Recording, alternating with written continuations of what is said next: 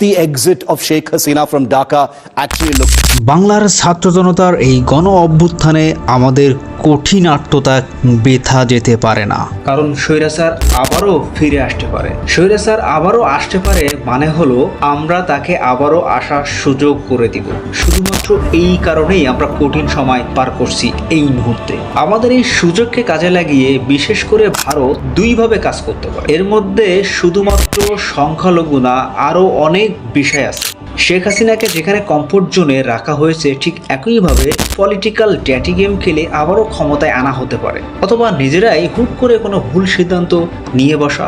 কিন্তু সেটা কিভাবেই বা আবার ভুল সিদ্ধান্তগুলোকে ফায়দা নিয়ে আবারও ক্ষমতায় আসতে পারে শেখ হাসিনা। একদম ভেস্তে যেতে পারে আমাদের সমস্ত সংগ্রামের চিত্র, ঘটে যেতে পারে পাল্টা কোনো সংগ্রাম বা এমন কোনো গণ অভ্যুত্থান। সুতরাং এখানেই বা আমাদের করণীয় কি, এই সব বিষয় নিয়ে আজকের ভিডিওতে আলোচনা করব। How to save our Bangladesh.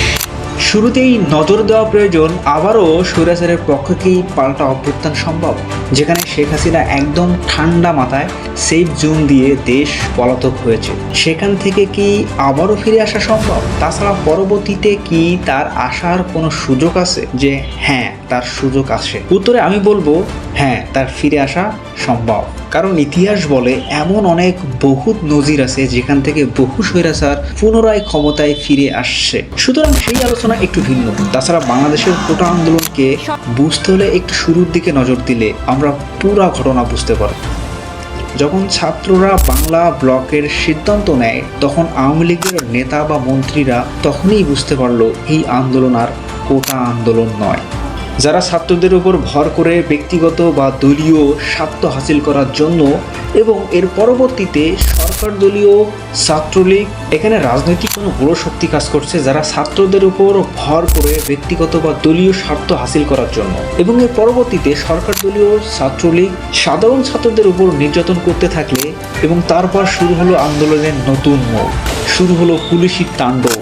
সারা বাংলাদেশে ঝরে গেল আবু সাঈদ ও মুগ্ধর মতো শত শত তাজা প্রাণ। একটু খেয়াল করলে বুঝতে পারবেন, সারা বাংলাদেশে পুলিশি তাণ্ডব ও জ্বালাও পোড়াওকে সরকার আন্তর্জাতিক মিডিয়াগুলোতে তুলে ধরার চেষ্টা করলো, এবং সরকার দলীয় বিভিন্ন নেতারা তখন বলতে থাকলো এটা আর ছাত্র আন্দোলন নয়, এটা রূপ ধারণ করেছে জামাত শিবিরের আন্দোলন। পরবর্তীতে সরকার শুধু তাদেরকে জামায়াত শিবিরের আন্দোলন না, পুরোপুরি জঙ্গি বলে আখ্যায়িত করলো। শেষমেশ দমন না করতে পেরে জামায়াত শিবিরকে সরকার নিষিদ্ধ ঘোষণা করলো। এই সব কিছুই উপেক্ষা করে আন্দোলনকারীরা তাদের আন্দোলনের আরো তীব্র রূপ ধারণ করলো। পরবর্তীতে এক দফা নিয়ে সরকার পতনের ডাক দিল ছাত্র জনতা সহ বাংলার সর্বস্তরের মানুষ, এবং পরবর্তীতে আন্দোলনকারীরা সফলভাবে সরকার পতন করতে সমর্থ হলেন। এরপর শুরু হলো নতুন আয়োজন পতন সরকারের পক্ষ থেকে, এবং সেটা হলো ভারতীয় মিডিয়া ব্যবহার করা। ভারতীয় মিডিয়াগুলা বাংলার ছাত্র জনতার আন্দোলনকে এমনভাবে উপস্থাপন করলো মনে হলো শেখ হাসিনাকে সম্পূর্ণ অবৈধভাবে তাড়িয়ে দিয়েছে ছাত্র জনতা। কিন্তু বাস্তবে ঘটনা একেবারে ভিন্ন, যেখানে শেখ হাসিনা ছাত্র জনতার চাপে পড়ে পালিয়ে গিয়েছে। ভারতীয় মিডিয়াগুলোতে দেখানো হয়েছে হিন্দু মন্দিরে ভাঙচুর, যেটা ছিল বিচ্ছিন্ন কিছু ঘটনা। এর মধ্যে গুজবও ছিল, যেমন বাংলাদেশের ক্রিকেটার মাশরাফির ঘর পোড়ানো হলো এবং সেটাকে রং চং করে ভারতীয় মিডিয়াতে দেখানো হলো বাংলাদেশের আর এক ক্রিকেটার লিটন দাসের ঘর পোড়ানো হয়েছে। হায় রে ভারতীয় মিডিয়া, আফসোস। এবং বলা চলে ভারতীয় নিউজ মিডিয়ার প্রথম সারির সংবাদ মাধ্যমগুলো এইসব ভুয়া নিউজ প্রকাশ করতে থাকে, কিন্তু প্রকৃতপক্ষে বাংলাদেশের আন্দোলনের চিত্র ছিল একেবারে ভিন্ন।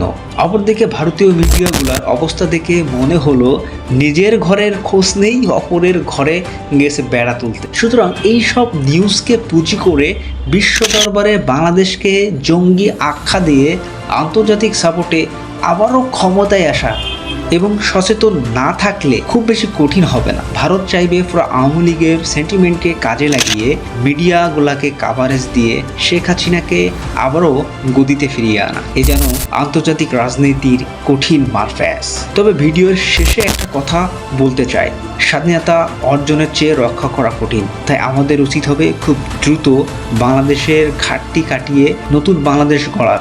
আর এটা সম্ভব শুধুমাত্র এই ছাত্র জনতার হাত ধরেই। তাছাড়া হতে পারে এই অন্তর্বর্তীকালীন সরকারের হাত ধরেও।